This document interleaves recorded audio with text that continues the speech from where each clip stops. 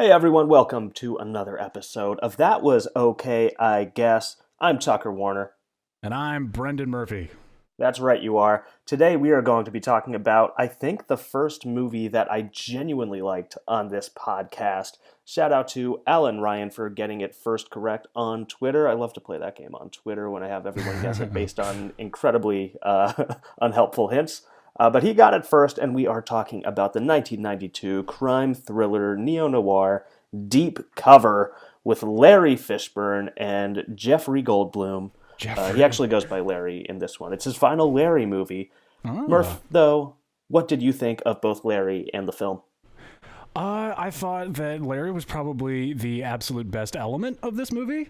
He was surprisingly human, and his voiceover wasn't irritating. And I think the movie had excellent pacing, excellent shot composition, and that it was actually really worth watching. I wasn't trepidatious coming into this like I normally am. Yeah, and the reason I picked this was because I was just scrolling through. I have this big list. I noticed that I saw something scrolling through on demand one day. Went to see if we could have done it for this, but it was just because of that Fishburne Goldblum combination of this Yeah. early '90s crime thriller. So I decided, like, even if this was going to be a bad movie, I'm still going to enjoy watching it. So imagine my surprise when I watched it, and I legitimately liked this. I think it's a Mm, good movie overall. We were talking beforehand, and I think I liked this a little bit more than you did. probably. But even if you don't think it's all that good, it's still definitely an enjoyable movie through and through. Yeah, no, I completely agree. And obviously, we'll get into why in just a little bit, but it was just a bit too derivative in some elements for me. There are a few Mhm. characters I don't think even should have existed in the movie, and there was a bit of like some 90s stuff going on, like cops breaking the law because it's cathartic and that sort of thing. Mhm. But again, we'll get into that in a second. There was some line delivery issues, but ultimately I really enjoyed watching this movie, specifically because of Jeff Goldblum and Lawrence Fishburne going crazy in a few scenes. Yeah, again, we'll get to it. And Yeah, it was a lot of fun. It was actually a lot of fun, and I just yeah, it's good. yeah. Suffice to say, this is, I think, two really good performances by Fishburne and Goldblum. I Oh, think they're definitely. both really good in this.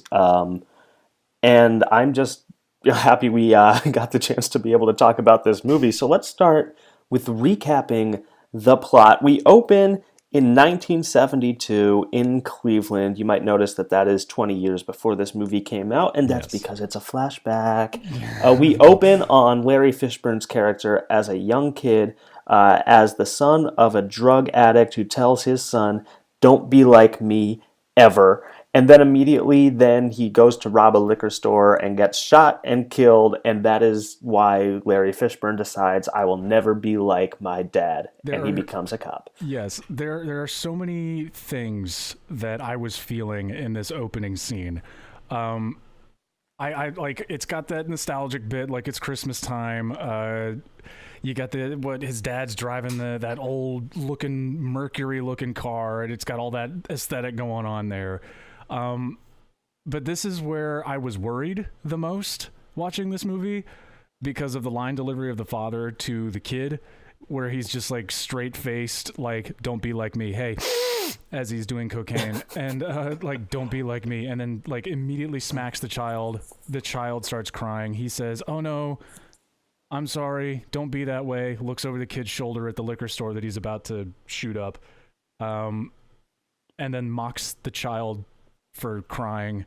"This is what you look like," and then, and then leaves. And then while the kid is watching his father rob a liquor store, a drunk Santa Claus comes over and says, "Merry goddamn Christmas, kid," and then the father proceeds to get shot in front of him. And it's like, okay, this is how this movie's gonna be. Every 5 minutes, it's gonna be like this. But thankfully, all of that stuff got out of the way, and aside from like a cheesy scene following it up, it was actually pretty good.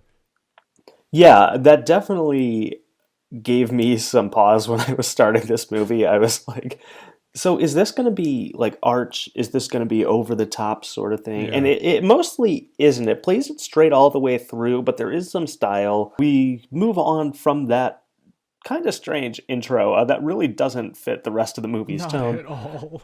And we go to the now grown up Larry, who is becoming a police officer, and he gets recruited by the DEA to go undercover because he has criminal like traits.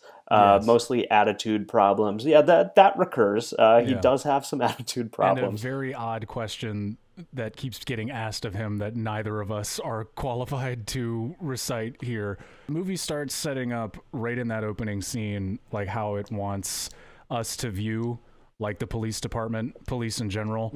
Like you can tell, and I like it sort of projects some elements that happen in the plot later on, especially regarding like the handler, the undercover handler, of like this is an unsavory character.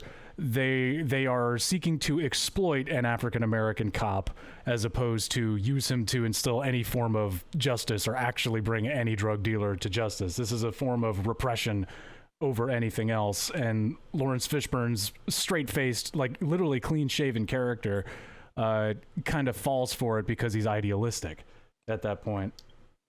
Yeah, and that's actually, you brought it up early. Like, the biggest reason I like that is this political subtext that's actually pretty smart and saying some things that I don't think a lot of other movies were saying at the time.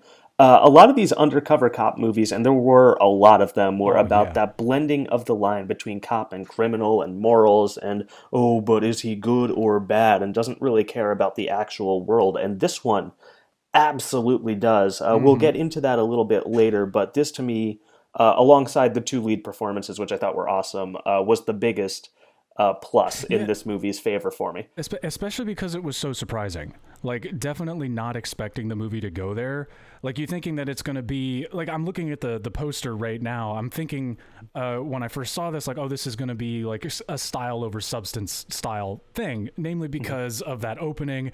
It's going to be kind of quick, not necessarily well put together, but it's going to be entertaining nonetheless. And then the movie stops and like posits these questions and then introduces you to these themes.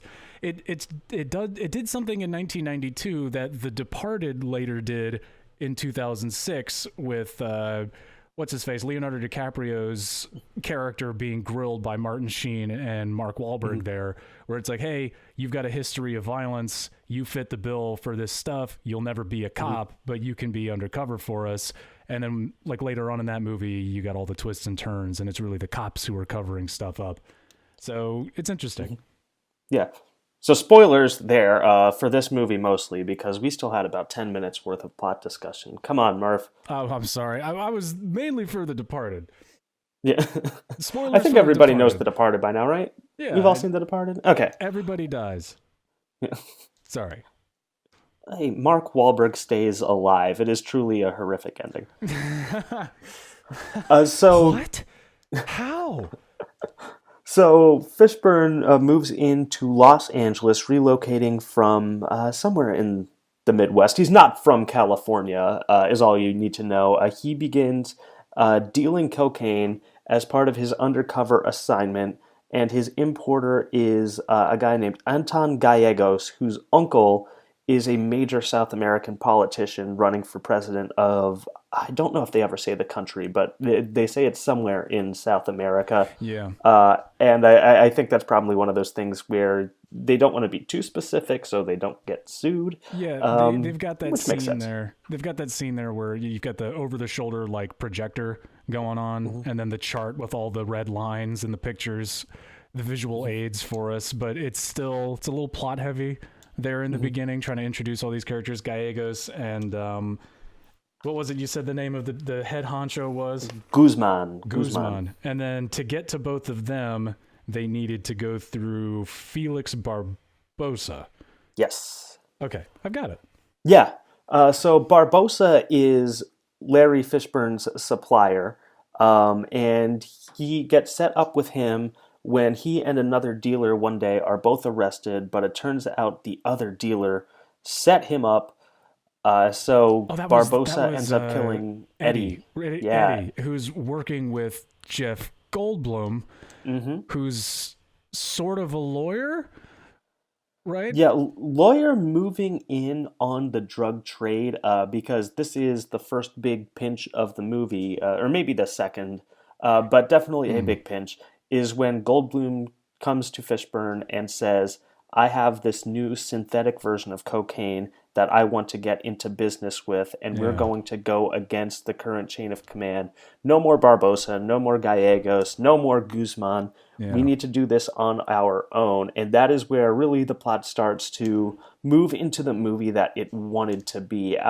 It definitely starts out with a couple of these undercover cop cliches, and I mm, think this is about the only period in the movie that really relies on those. yeah, Because right after this happens, it becomes that really interesting, like political intrigue movie. yeah, yeah. You've got that talking about the tropes. You've got but I'm glad that it all gets it out of the way in the first 30 minutes. Hmm. Like it uses those tropes. It uses like the double crosses. Eddie is the guy who's like, oh, he sold him fake drugs, and Jeff Goldblum, who I feel is only a lawyer in the plot so much as to get Larry Fishburne out of jail or out of his arraignment hearing or whatever at Hmm. that first moment there. And then it moves on to that political stuff that you were talking about. And Jeff Goldblum almost becomes an entirely different character, where he's kind of he uses his own supply. Like he's not the straight laced family man who's like, hey, don't come here and disrespect my wife. You show some respect, and then he's sleeping around and obsessed with like African culture and stuff like that. Yeah, a weird twist in this movie. Jeff Goldblum is playing a sex weirdo. I know that seems really out of character for him, but It's it crazy. fits, and that kind of adds in to I think his characters that he is really obsessed with Black and African American culture. He objectifies their women. He loves the art and the way of life, Yeah, to it's almost a like he's really weird degree. objectifying African culture, like Yeah. everything about like African Americans in general.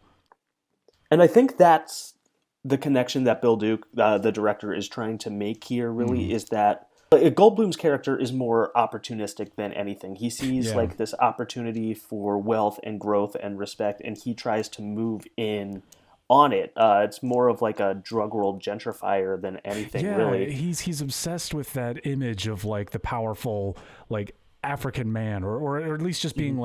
like Lord of the Underworld sort of thing. You know? Hmm. So I think like this is where I thought a little bit about The Wire, where there was in the early seasons that sort of a debate between Avon and Stringer about how respectable to make the drug business, Yeah, and Goldblum's character is on the respectable side, but really isn't. And Fishburne is representing the disreputable side, but actually is. yeah, And that's where that kind of twist comes in that really adds to that political intrigue. And there's even more of that later, but it starts building up in this middle section, which I yeah. thought was pretty strong and really set up some interesting stuff. Yeah, like really early on in the movie, I think when they're first getting introduced to one another, Jeff Goldblum and Eddie puts Jeff Goldblum and Larry in the same room together, and within seconds, Goldblum is like, "Hey, this guy's a cop," and then walks away, and then you get all the setup happening and all that stuff going on later. So they draw attention to that like hidden dichotomy, like all of that those veiled illusions really early on, and then really start teasing those threads out. So after this, we realize that as Goldblum and Fishburne try to move away from the current operation, Felix Barbosa is actually a protected informant working with one of the detectives, and he gives up Fishburne, Goldblum, and Fishburne's new girlfriend. Mm, He's trying to get Goldblum killed and trying to get the other two out of the way because of this battle between their money flow, and especially with Goldblum and Fishburne wanting to move out. yeah. There's this cool car chase scene where the cops are all coming after them, and Fishburne is trying to prevent Goldblum from killing And he's Barbosa. going insane.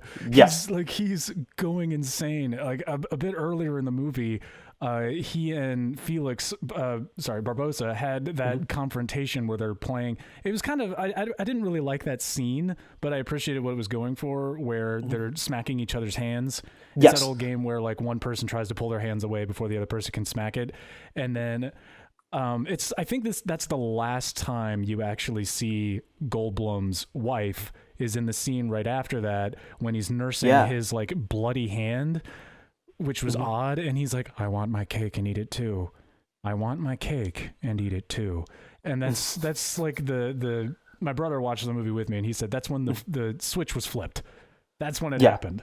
He got that taste for blood, and he fully committed to the whole rise to the top synthetic cocaine thing. But and also, just as an aside, right before that sting operation, I think, was the first moment that the film really clarifies on that political message that we were referring to, where there's a crooked cop who's talking with Barbosa in a boxing ring, I think, because every like crime syndicate needs to own a boxing ring.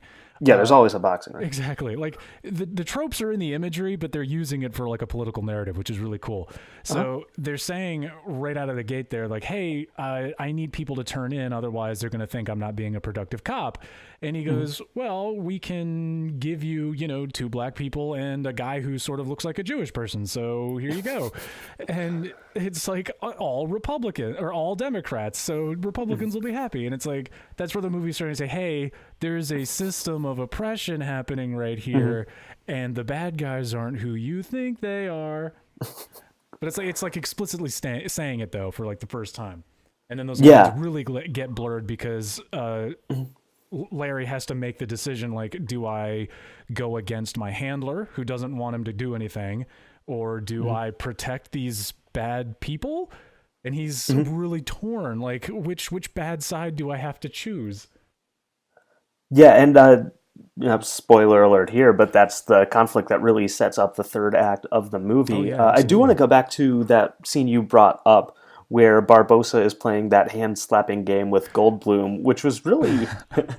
it seems like it should have been something out of, like, the parody version of this type of movie, where there's, normally, like, it's a chess game or something serious and intellectual, and this is just a hand-slapping game. And yet it was tense. Like, this was actually kind of a tense scene, even though it definitely could have been played for laughs somewhere else. It was shot very well. And I wrote down in my notes... why is this actually working? Right. Because it shouldn't have, and it did. And then after that, of course, was that I want my cake and eat it too thing. And bathed in red light. Yeah. I absolutely loved that. The rough lines of dialogue like that, I think, really stand out because the rest of it is good. The dialogue is pretty good otherwise, but that really stylized line reading and that sort of thing just stands out so much because it only happens like a couple times, and that's one of them, and it was 5 times there. I noticed throughout this movie, just as a quick aside again, that the camera work is always moving. Like, the camera is moving. You've got some Dutch angles here and there. You've got some close-ups, some band shots. You've got all of these things happening. And you have that post-80s kind of grungy 90s neon of LA at night, which really helps accentuate everything. It helped. Like, I honestly thought that this movie looked good, sounded good. The acting was hit or miss throughout the whole thing. But the direction, I think, was actually really solid. Like, everyone telling Bill Duke, I think, was like, hey, you're going to do this, and you're going to do this, and you're going to do this. I don't care how you say it, but you're going to do this, and you're going to do this, and you're going to do this. And the movie actually worked like that. The pacing was really good, too. One of the reasons that it was so tense is because this scene, this hand-slappy nonsense is happening at the perfect point in the narrative for the story that they're trying to tell. It's happening in, like, I think at around the 45-minute mark, close to an hour, and a 100-minute movie. So everything just kind of felt right. Like, yeah, we kind of expect these people to turn on each other, but it's tense because we're like, oh, this is the part that gets tense, and it's tense. Yeah, and it's a good script pretty much all the way through, which is one of the assets of the movie also. Moving on from this scene specifically, the tension comes to a head in that car chase where Goldblum, who is definitely on coke at this point, shoots and kills Barbosa. Yeah, I feel like they never actually show Goldblum doing coke, but it's very clear in the scenes where his character had just done coke. Yeah, he's getting like a bit molesty with everyone else who's in the scene. And we like George. I almost said George Clooney. No, Jeff Goldblum. I don't want to make that association. I don't know if George Clooney is molesty, but Jeff Goldblum is known for his like eccentric hand movements and quirkiness, and he was in the scenes were like, "Hey, you're on drugs in this scene," and he's like, "Oh, yeah, okay, I'm touching you and we're moving," and it's like, yeah, this is great. This is what I signed up for. I need a little bit of Jeff Goldblum weirdness in every Jeff Goldblum movie, so I'm happy we got it in this one. Oh yeah. After they kill Barbosa, Gallegos, the importer, comes to meet with them because Felix owed him money, and thereby, by killing Felix, they now owe him money too. And they understand immediately that this is just a ploy for Gallegos to get some money back from them before he kills them. So when they decide to give him some money and he demands more, they shoot him before he can shoot them. So that kind of sets up some things too, especially because at this point, also, Fishburne is meeting with his DEA contact, his sort of cop boss here, who tells him that he's lost his badge and gun essentially, but he still has to be undercover. Yes. And so he decides that he needs to finish this job for himself and take off these massive, massive drug dealers out of their operation. Fishburne starts to get disillusioned with the entire thing, and this is where the political stuff really comes to a head in terms of what it's trying to say about the war on drugs and the trade that's happening. And there's a lot of historical now. At the time, it was just contemporary political parallels to what was happening within the drug trade between South America and the United States. And so Guzman, who is that presidential candidate, they meet with him in a shipyard because, of course, it's in a shipyard. It's a great location for this sort of thing. Yeah, exactly. They say that they're going to give him 80% of the money that they owe if he will put the remaining 20% in the coke operation.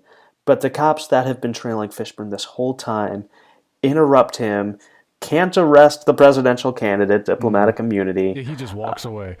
Yeah, just walks right away. Diplomatic immunity implied by his diplomatic plates. Yeah, this part is not exactly subtle, but it is accurate and good for the story.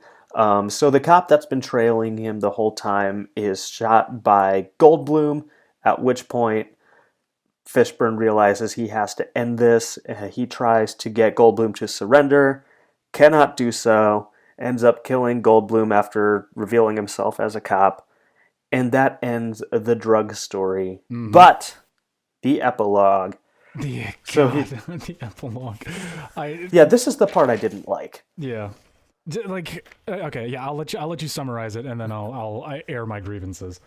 Yeah, because I've got a couple too, and I want to let you have a crack at it first. Sure. So after this, Fishburne goes back to the DEA hub, and they ask him to testify, and in exchange, they will not charge his new girlfriend with laundering the money from the coke operation, which she was doing, to be fair. However, they say that when you testify, you can't say anything bad about the DEA or this operation. Instead, Fishburne goes and he testifies, and because he got the deal in writing, all he said was exactly in plain terms what the operation did, and since that does not count as criticizing it, they could not. They had to drop the charges against Fishburne's drug laundering girlfriend. And then the surprise videotape. Yeah, with the surprise videotape, it ruins kind of what the DEA was trying to do with the whole drug trade and Guzman and the career of his DEA boss. And it turns out that Fishburne kept $11 million of the money, and in that sort of voiceover monologue at the very end, he realizes that he can't really spend the money, but he doesn't know if he can give it away either, because all he's seen is America give the money away, and that's always done more harm than good. So he doesn't know what to do with the $11 million except sit on it. So that is how the movie ends. I loved the cop stuff. The epilogue, though, just didn't work for me. What did you think? The only thing that I actually appreciated about the epilogue was that kind of thesis statement there at the end. where he's like, I've got all of this influence. If I do this with it, it'll do bad. If I do that with it, bad things will happen. I don't know what to do. And then the voiceover kind of turns to the audience. What would you do? And it's like, okay, like I'm glad that the movie saw fit to like summarize that it, or at least show that it didn't have an answer to that question either. It was more about presenting the flaws than finding solutions, which I'm totally fine with. But the epilogue just felt too, and it's hard to say this about a movie that came out in 92, but it felt too 90s to me, where the bad guy rushing out in front of all of these cameramen who are following Larry out of the courthouse. He's like, we had a deal. And it's like, if that got caught on camera, like with all of these reporters there, that's a big deal.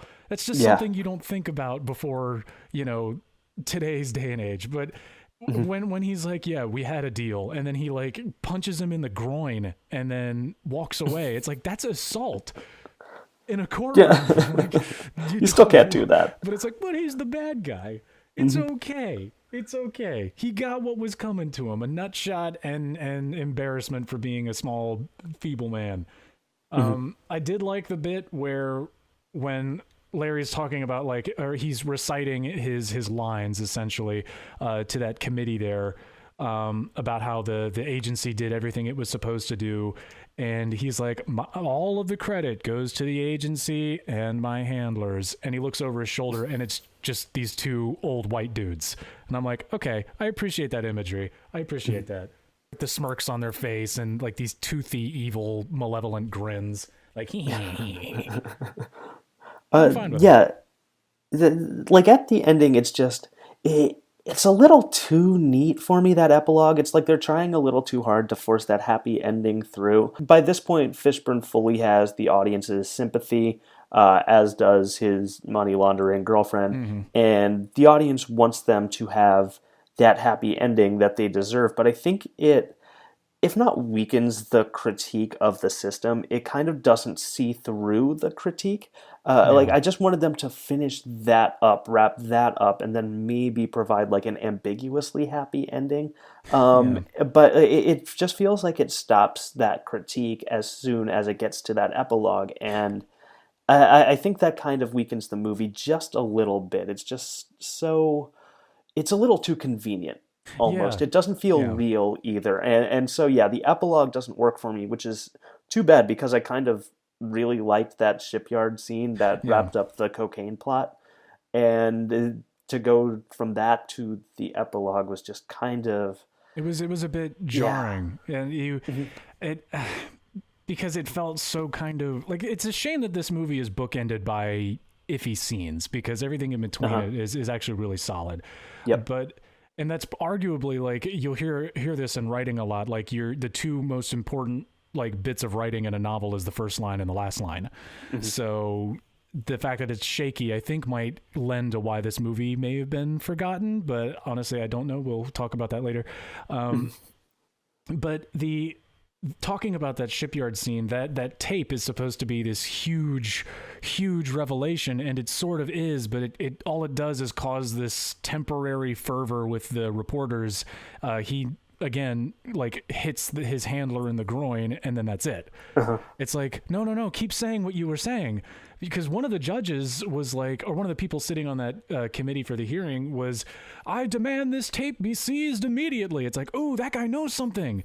This goes deeper. This something like everybody in the government. But it just sort of saw fit to rest on that argument. Like, hey, the government's out to get you. The drug dealers are out to get you. You got to make your own way, or do you? What would you do? And to me, that again, that there's no catharsis there. Like you said, it's just like you're asking a question, you're presenting a thesis statement, but you aren't offering a conclusion, in my opinion. So yeah, it did feel neat. It felt less like completing its argument, and more like just wrapping up plot threads. And it's like, you can wrap up, it's totally possible apparently to wrap up plot threads, but not, stay within the theme of your work here, not accomplish what you set out to accomplish, but just have your characters kind of walk out into the sunset. which was odd Yeah. because he's like taking care of that kid or whatever at Mhm. the end there, whose mother died of an overdose because playing up with that who are Oh, I you forgot really about the kid. helping narrative. Hmm. He's a cop trying to do good, but he won't like actually help this woman who's willing to sell her kid just for some money to get drugs. And Hmm. it's like focus on that kind of thing and make that relevant if you're going to show it at the end. Hmm. Yeah, no, that just I forgot about that plot line. I almost thought for a while that it was just going to disappear, and that would have been fine. I feel like it was there to kind of set up the Yeah. ground level of the drug trades, just kind of ground everything, make sure you knew like the human cost of what was happening for the rest of the movie, and then it just kind of comes back for no real reason. Yeah, there's a point Sure. in the voiceover when he's saying like all the cops are closing in. You know, it's Hmm. everything is getting tense. We've got a meeting with this guy and that guy. But before that, I wanted to check on the hotel, or I wanted to go back to the apartment to check on the woman who almost sold me her kid 45 minutes ago. Oh, she's Hmm. dead. How sad. And her kid is still playing his Game Boy on Hmm. the bed, and it's like, oh, okay, so we're reintroducing this. I thought this was over and done with, but apparently not. Yeah. So I want to go to another 90s trope, and you brought one up with the ending. And for me, like a very early 90s thing is voiceover that's just voiceover. Yeah. It's not diegetic, it is Lawrence Fishburne's character Mm-hmm. talking to the audience. And the whole time I was confused about like why it was there. Mm-hmm. Early on, I assumed that the voiceover was going to be like his testimony at the end of the movie when he was Yeah. explaining something. When we got And to then the it turns out he's just courtroom talking scene, to that you. would have made so much Hmm. sense. Yes. It's like I thought the exact same thing. I'm like, okay, so here's where everything comes full circle, Hmm. and it doesn't. Yeah, and it didn't. So yeah, he gets that good little final voiceover. That final Yeah. monologue at the end was pretty good. It kind of summarizes everything, and provides kind of the question that's at the crux of this movie's critique, and that's all fine. But I don't know why it needed to be within the rest of the movie. Other than it was just popular at the time in the 90s, it made it convenient to explain some certain plot elements that they didn't want to have Yeah. full scenes for, etc., etc. Yeah, it's like we know why they use these things. Hmm. One of the best examples, and I know this is low hanging fruit, is Hmm. like the Blade Runner theatrical cut. Uh-huh. Harrison Ford, sorry, VO. Harrison Floyd. Yeah, Harrison Ford. Uh, where he's just kind of talking like this. I was eating Hmm. noodles over at the noodle stand, and somebody came up behind me to offer me a job. I didn't want to take it, but I took it anyway because I figured I could use the money. And it's like, Hmm. why? Like we can Yeah. see that, we can see it, and it just like you said, there's no moment later on in the movie where it turns out he's been talking to anybody or anything like that, and it's like Hmm. why? Yeah, it just feels like it's clearly a plot device, but if it's grounded, I don't mind plot devices because it feels like they have a purpose in the Yeah, story itself, and as this long is as they're just done explaining well. things to the audience. So I think it's a little cheap throughout the whole thing. I've really been focusing on kind of the negatives so far. I didn't have that many complaints about this movie. I thought Well, it was yeah, good. we'll get those out of Um, the way. It had some yeah. like some sloppiness here and there. I think Mhm. whoever played Gopher, those scenes with Felix and Gopher would probably be on like Mhm. the top of my list for the negatives of the film, just because Yeah. they were a bit wacky. The cutaways during the violence to Gopher's face, and he's like, Yeah. "Oh, that one hurts," and it's like, Uh-huh. "Oh God, don't say that." Mhm. Like, sir, please don't say that. Like, just use your face. We'll get it. But Mhm. I don't understand those cutaways to him, like when he's beating Eddie to death at the beginning of the movie with the pool stick. Uh-huh. And there are those like flashy, stylistic blood sprays and stuff. But then it keeps Mhm. cutting away to this like 80-year-old man, like crying about it. And it's like, why is he here? Yeah, like Who the is editing this was guy? only sometimes purposeful, I thought. Like I Yeah. loved the jump cuts, and there were a lot of them in this, and I thought it was a really good fit for establishing the tone and style of the Mm-hmm. movie, and those I thought were really good. But in those violent scenes, yeah, like you Yeah. said, it just didn't necessarily serve any purpose, and that was, yeah, a little. you know, I don't always scream, just keep your camera in the same place and show us what's happening. Yeah, But there, I was yeah. like, if you're going to cut away for a reason, Hmm. and this didn't necessarily do that. Yeah, and especially when you know that they can do it well. Like later Hmm. in the movie, when Larry has to kill the rival drug dealer, and Hmm. he's freaking out about it, and you have that great scene where he's like walking into the bathroom, and there's that long Yep. mirror along the wall, and he won't look at himself in the mirror. Hmm. He keeps avoiding that and like walking in. I thought that was really well done. Yeah. Granted, this is no Michael Corleone moment here, but he's walking in and he has to shoot the guy. The guy like pisses on his feet, and Yeah. so and he shoots him.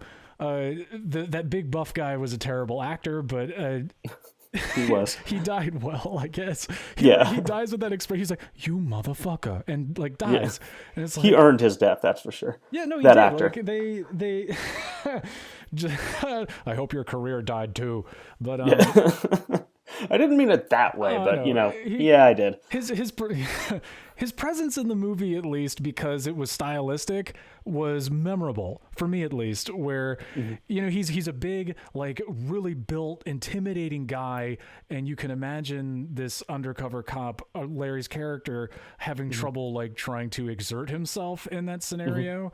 Um, the the guy did have like a weird like femme Nazi looking girlfriend though. Yeah. That was weird. And they were driving Yeah, I around forgot about in a that. red Mercedes. That was Uh-huh. odd, but Yep. memorable. Uh-huh. So there's like, hey, this guy's a Nice. villain.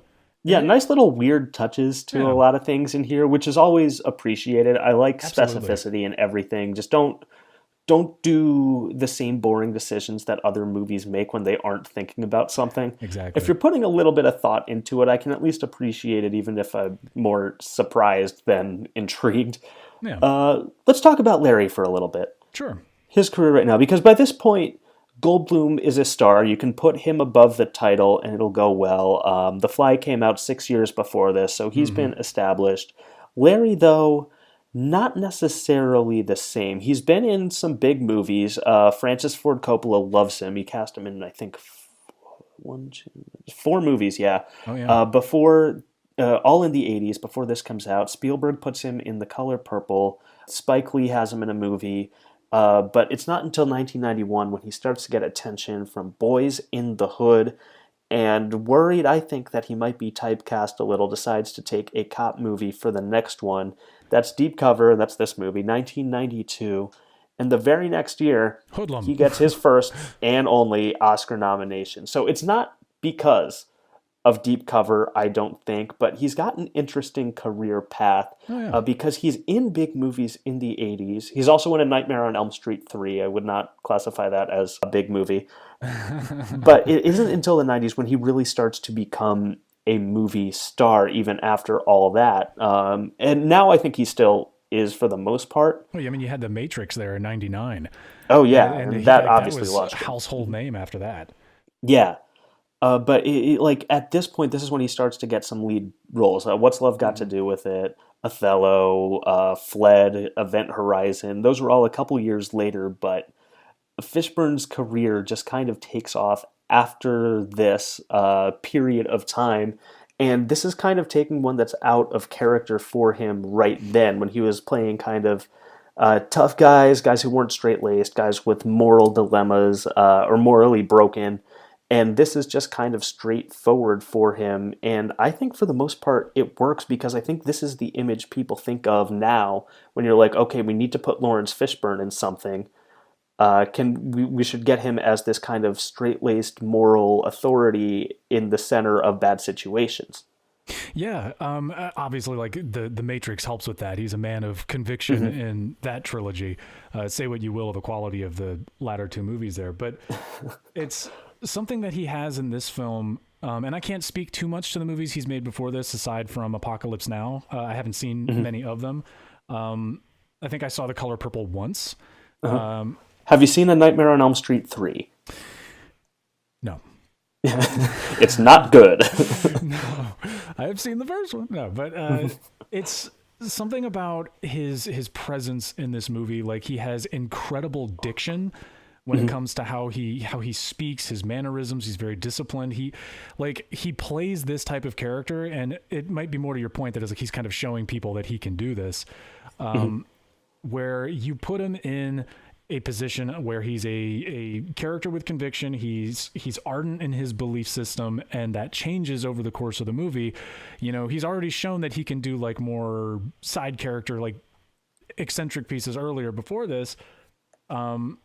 So when he has to become the leading man, who's like, you know, strong-jawed, contemplative, very, very stoic in his presentation, and he's like, hey, I'm going to be this way. It works. It works really well. And it more to the point, like more with his VO, it's like, he's got that voice, man. You know what I'm saying? I hate to just suck this guy's dick right now, but it's like, holy shit. Like, it sounds so good when he's like, I almost didn't mind the voiceover because it's really appropriate. It's just monotone, and he's just kind of like, so I went into the shadows and did this and that. And it's like, really good. It feels good. All of it lends to this like type of character that he's trying to produce right now, and I think it works. Yeah, I mean, there's a lot about Fishburne's presence to like, and I think that's why he keeps showing up in movies that desperately need a presence. It's because he's really so good in that sort of role. I also want to talk about Bill Duke for a little while, the director, because he was trying to branch out from his typecasting as a character actor and wanted to move into directing, and does a couple crime movies to start off with. He does A Rage in Harlem. He does this.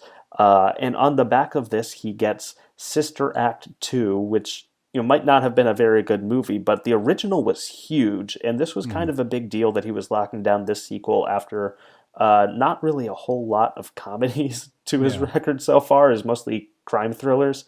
And then after that, he doesn't really do, I think, any movie that I even remember. He's a really good character actor. He just showed up in High Flying Bird, the new Soderbergh movie on Netflix, which he's very good in. Yeah, you but it's kind of surprising. Yeah, I did. I think it's really good. It's kind of surprising that he doesn't really get more opportunities after Sister Act 2 doesn't live up to expectations to keep doing these crime movies, because he actually seemed good at filming them. Just because they didn't all work out, it looked like it was mostly because of the budget itself rather than anything to do with the quality of the movie. So it was kind of surprising looking back and seeing that he didn't really get many other chances to do this type of movie again. Yeah, that is really interesting. And just to go off of what you said about him being typecast, like that's still happening today. Like, I mean, I know that people have to take work wherever they get it if they want it, but it's like, I think the last movie I saw him in was Mandy, the Cage movie.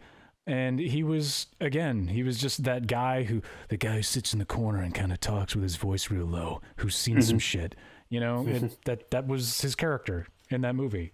So I feel like, and before you assigned this movie, or before you chose this movie, I would say assigned if it was a bad movie, but before you chose this movie, I honestly did not know that he was a director on the side. Like when I saw Bill Duke, I was like, why does that sound familiar? And I'm like, oh, it's the guy from Predator. Yeah, I didn't put it together until afterward, and I know who Bill Duke the actor was, and I know that a guy named Bill Duke directed this movie, and I did not realize that they were the same person because I'm very dumb. Yeah, it's like, it's on us. Trust us, that's on us. Like all you have to do, like with movies and movie trivia, all you have to do is pay attention. And if you can't do that, like, what are you gonna do? I think it's a shame that he hasn't, just like you said, that he hasn't done more of these crime movies, because this movie is orchestrated and shot so well. It's obviously deficient in a few of the action scenes, like the limo chase. It's obviously green screen and stunt doubles. Like the lighting doesn't even hide the stunt double's face on the limo when he's ramming cop cars. You're right, but I still liked it. I think it was well conceived as a scene. But yeah, there were some technical issues. That's true. Yeah, but I mean, every if you look hard enough, you can find technical issues. Like there's a car driving in the back of a few scenes of Lord of the Rings, and people consider that to be a masterclass in world building.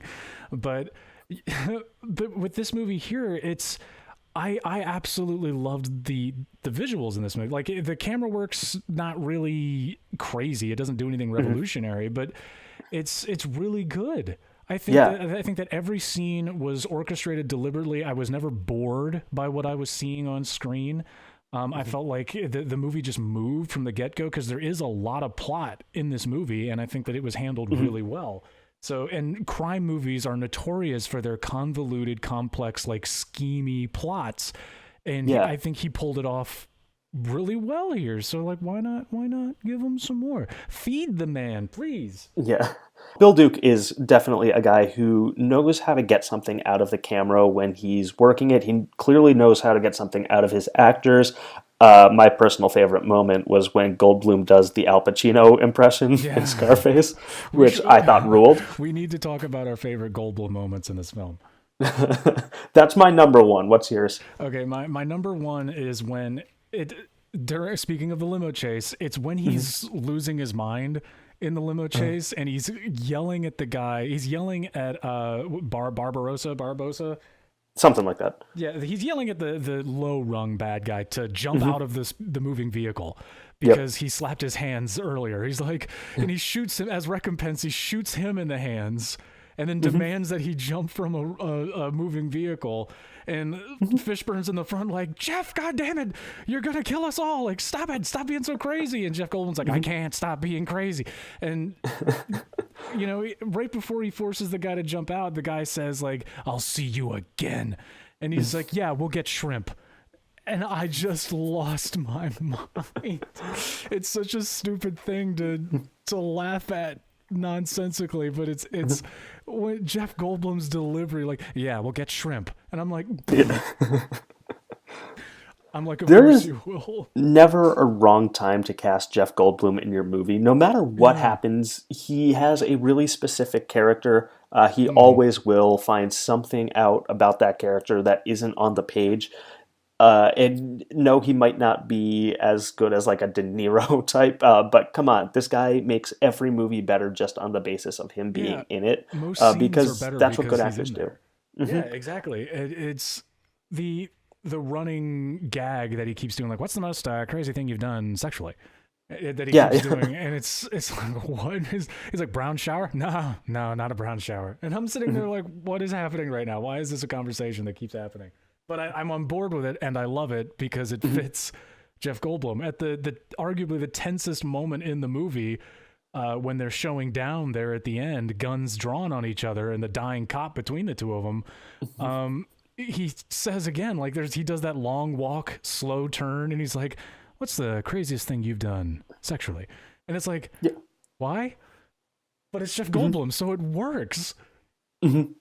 Like, that's the thing about Goldblum too. Like, I think when people hear about him, they think that it might be the same sort of thing as like a bad Nick Cage movie, where it's like, oh, okay, people like Goldblum because it's crazy, right? Yeah, because he's wild and over the top. But that's not it. Like, I think it's genuinely because, at least for me it is, because of this like bringing out aspects of the character that end up being crazy in some ways, but they always serve the character in the movie itself. It's not like Nick Cage, when he recognizes a bad movie, just goes all the way over the top just to make it a little bit fun. Goldblum isn't here just to make things fun. He's here to make an interesting, memorable character, and he pretty much always does that. And that's why I'm happy to see him in anything. It's not like it's a Cage thing where you don't know whether or not he's going to be amazing or just wacky.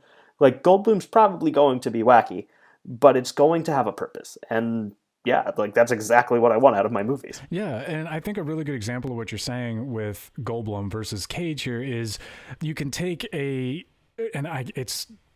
hate saying that this was a generic movie back in 97, I think it was, but Lost World, Jurassic Park, the subpar sequel, where Goldblum is hardly eccentric in that movie. Like, he is in the first one. He's got all those wonderful lines. There's the compilation of him laughing on the helicopter, like, and, you know, people hang on to that. But he plays a fairly straight-faced, like, action hero in The Lost World, but you still identify it as being that eccentric Ian Malcolm chaos theory mathematician or whatever from the first movie.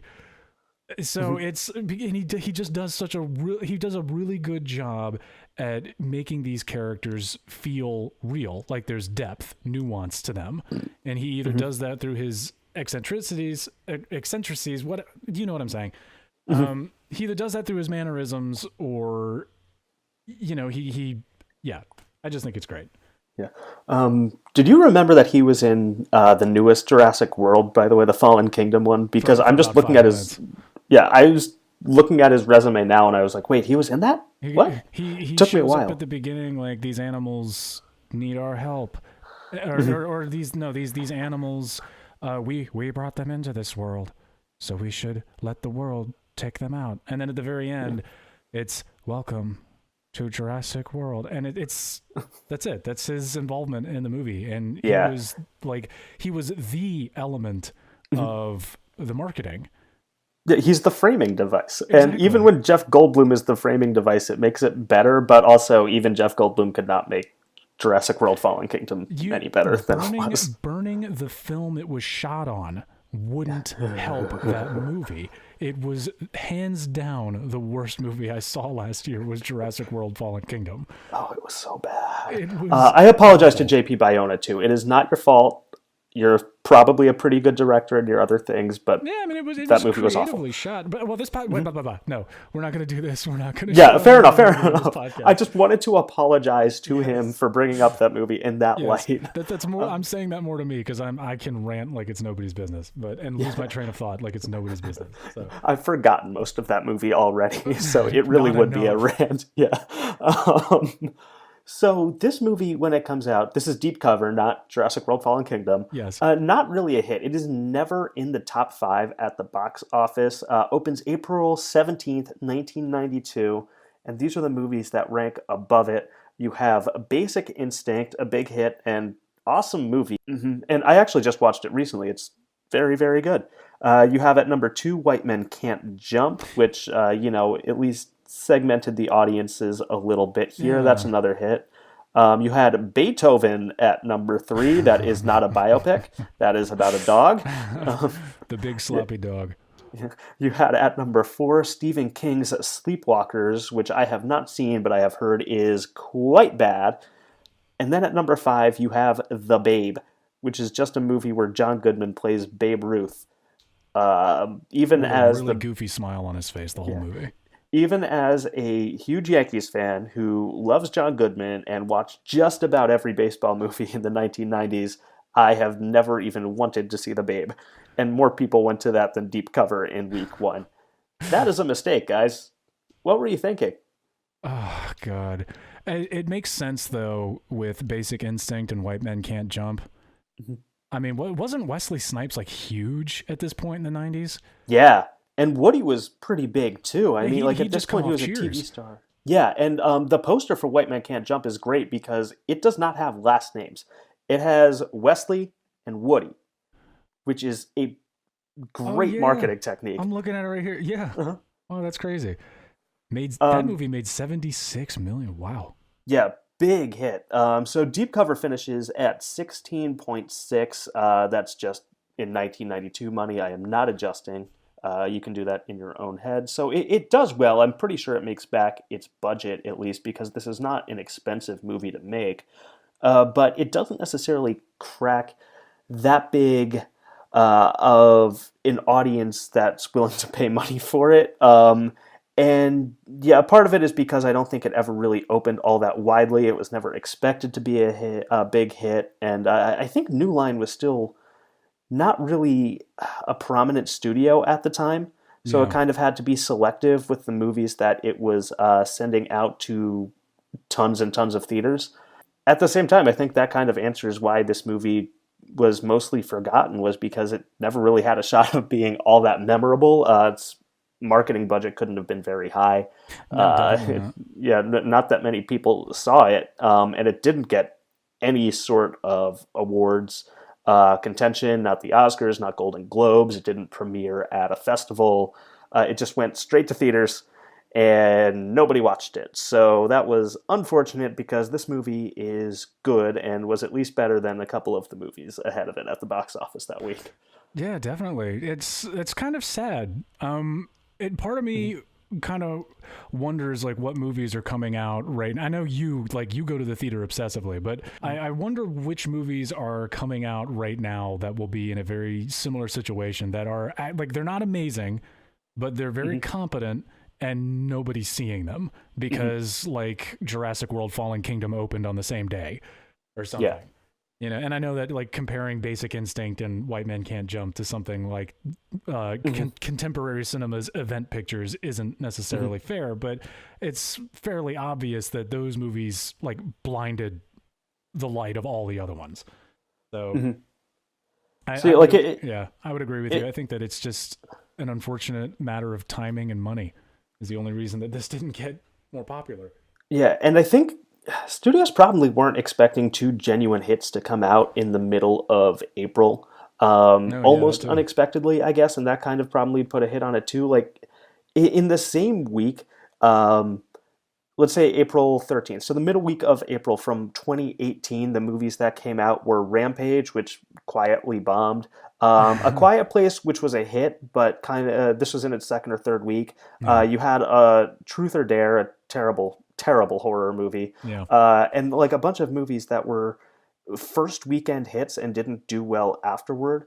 So I think, in a sense, the way studios release movies now might be more accommodating to something like Deep Cover to kind of come out of nowhere to have quiet box office success, and at least get enough attention from the general public and critics so that people would pay attention to it.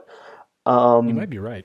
Yeah, but back in 1992, like if you weren't getting a wide release and you weren't getting any real critical buzz or awards buzz, I don't know how anybody was supposed to figure out that the movie existed unless you obsessively watched TV to wait for all the TV trailers to come out. Yeah, I mean, the internet has obviously changed everything, but I mean, the internet was around back then, but today's internet, where like on Twitter, someone can say like, hey, you know, that really famous person, he's in a movie I'm making. And then that'll just gain traction on its own.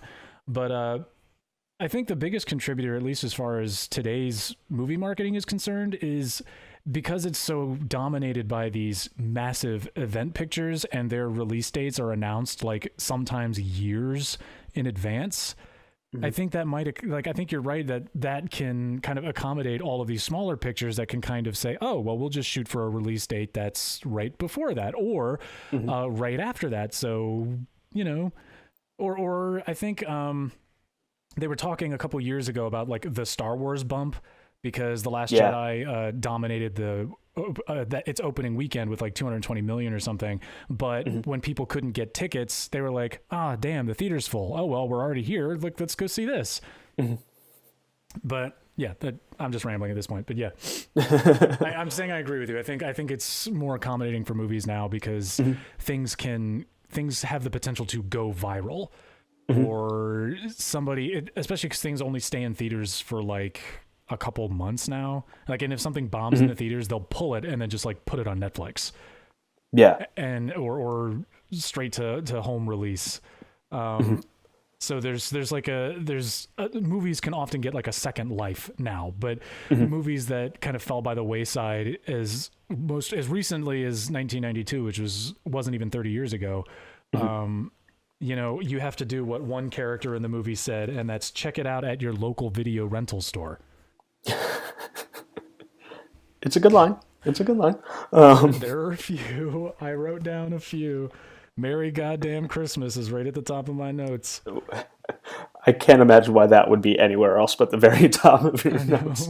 Hasta la Vista was used in this. When did T2 come out? That was 1991. Oh, so the year before. So yeah, so it's appropriate for them to be shouting "Hasta la vista" before they shoot somebody. Yeah, there was enough time there. Okay. So the other thing about Deep Cover is that, as we were talking about how this would do in today's environment, is that I don't think this movie would have to change very much. I think maybe you get away from a couple of the tropes of the setup because today's audiences hate tropes. Yes, but that's about it. Yeah, you can't say you can't be quite as derogative towards like homosexuals I think you're absolutely right. Like, you really wouldn't have to change that much. There's a right there at the boat scene, which I agree with you is probably among the strongest in the movie.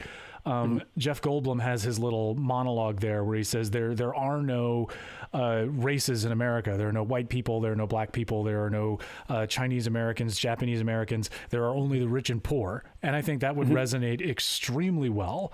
Yeah. With, like, the themes in this movie would still resonate very well. You're talking about a movie called, like, Black Klansman has been nominated for 6 Academy Awards, and that movie is about, like, white people and black people going undercover to, like, uncover, like, racial tensions and you know, subvert stereotypes and call attention to how, hey, stuff that happened back then was awful, but today it's still pretty bad. I think this movie would find a home just fine. Yeah. And I mean, like, even if it was just made now, 90s.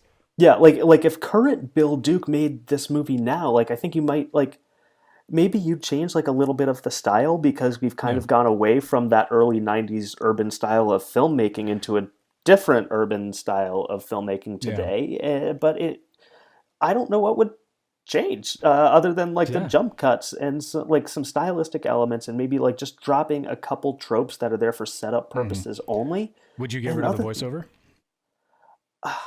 Well, yes, I would have gotten rid of it in 1992. I am assuredly anti non-diegetic voiceover. Yeah.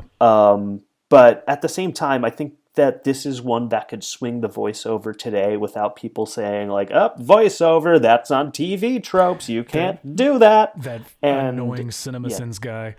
Oh, God. Voiceover. That's my Jurassic World Fallen Kingdom. I will rant about them forever, so we have to move on. I know. We should do a bit where we dissect CinemaSins. Please, for the love of God. Everything wrong with CinemaSins. How long do you have? Right? We could be here a while. It's like we only have an hour. Give or take. I've got a little more tape left. So as we wrap up this podcast, I think we kind of agree the only real reason this is forgotten is because not that many people knew about it in the first place, right? Yeah, just unfortunate timing in regards to its release. I mean, nobody's expecting a good movie to come out in the middle of April, and let alone two really good movies, or two really popular movies showed up there with Basic Instinct and White Men Can't Jump. And this movie, which we're in agreement was actually pretty good and better than the couple other movies that were ahead of it in the listing. You know, Beethoven is a modern classic, sir. How dare you? Beethoven. No, but maybe Bill Murray is Beethoven. Yeah, it's kind of a hard R rating. So I don't know if that might have had anything to do with it. Like, I don't know if, like, people expect, like, those types of movies, like hard R rated, like politically driven movies, to come out closer to awards season, maybe. So maybe, like, in the middle of April, they just weren't looking for that. But it definitely doesn't help that you had two, you know, verified hits lead the box office, especially one with what's her face, Sharon Stone, doing what she did in that movie. Like, that's all anybody was talking about. Newman sweating like he just took a shower. God, it's such a good movie. I'm sorry, I just watched that one too. It's almost really convenient timing that I watched two movies released in the same weekend, about a week apart from each other, 27 years later.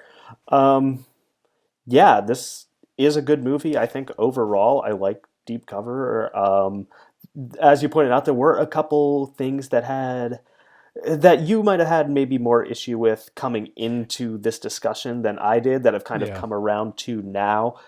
Still not thrilled with the epilogue ending, but everything in between, for the most part, I really liked. So there are a handful of scenes where there's some shaky dialogue or shaky line delivery, and just some stuff that you'll grimace at maybe. And I grimace really hard when I'm like, just be consistent in quality, please. If you can be good the whole time. But yeah, that's just me. Yeah, and for the most part, that was things that I was happy to just sweep aside for a while. So, like, even though you were right, like, this is not the best cast I've ever seen after you get away from Goldblum and Fishburne. But yeah, otherwise this movie's pretty good. So for our final question, I think eventually, I would watch this again. How about you? I probably would. I'd love to watch it again with somebody else who appreciates Los Angeles in the 90s, because I think that this is a really good LA film. Hmm. And I think if you're going to make a movie in the 90s with that kind of either sun-baked sepia tone or the grimy, like, post-80s neon, like the leftover, like, neon lights that just got shoved into nightclubs, Yeah. uh, I think I would highly recommend this movie if you're a fan of those types. Um, Hmm. I probably would see it again. Yeah. I will remember it. I'll leave it at that. Yeah. No, not only will I see it again, but I will remember that seeing it the next time. If there is a next time. It's more of a would than a will, I guess. I don't know. Yeah. How do you feel about conditional tense? As an English major, I don't care. Yeah. That's a good answer. I think that does it for this episode. So thanks for listening. Be sure to subscribe on iTunes or SoundCloud or YouTube, wherever you like to listen to your podcasts, because we are on all three of those platforms. This is That Was Okay, I Guess. We'll be back next week with another mediocre or forgotten movie. Goodbye. Goodbye.